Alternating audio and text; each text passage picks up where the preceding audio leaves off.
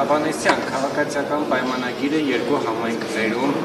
Հարաքյարում ջախջախից, Գյումրիում եւս պարտություն կրեց, սա չի խոսում այն մասին, որ ձեր իշխանության վարկանիշը աստիճանաբար նվազում է եւ ինչպես Վիլեն Կապրելյանն էր ասում 2026-ին իշխանություն չեք լինելու։ Ես կարծում եմ սա փաստում է մի բան, որ Հայաստանում ժողովրդավարությունը իսկապես արմատանում եւ իրողություն է դառնում անշրջելի, այո, միանշանակ ցանկացած ընտրական process-ից հետո մասնակիցները վերլուծում են իրենց արդյունքները,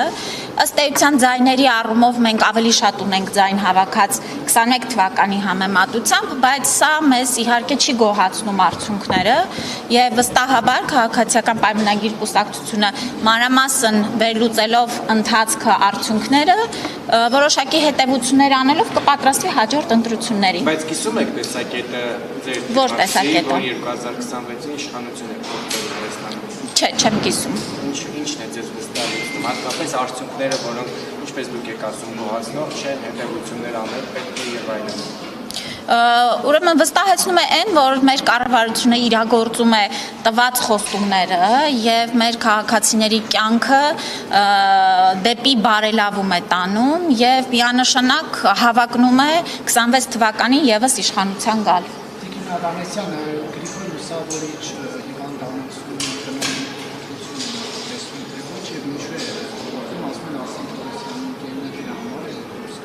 Ոչ միայն Սուրբ Գրիգոր Լուսավորիչ բժշկական կենտրոնում, այլ նաև մի քանի այլ բժշկական կենտրոններում առաջիկայում այո տնօրենի փոփոխություն է լինելու եւ կարծում եմ սա նորմալ ընթացք է, տնօրենների փոփոխությունը եւս մեր ընթացի գործունեության մի մասն է, երկուսի մասով էլ երեք էլ մենք գտնվում էինք Վանարջանի անվան ուրցքաբանության կենտրոնում, կարծում եմ շատ մեծ ներդրում են ունեցել այս երկու խոշոր կենտրոնների ղեկավարությունը եւ թիմերը ձևավորելու իսկապես լրիվ նոր մշակույթով, ստանդարտով, ենթակառուցվածքներով, ծառայություններով բժշկական կենտրոններ, կարծում եմ եկել է ժամանակը արդեն հաջորդ էտապներին անցնելու, զարգացման նոր ուղիներ գնալու։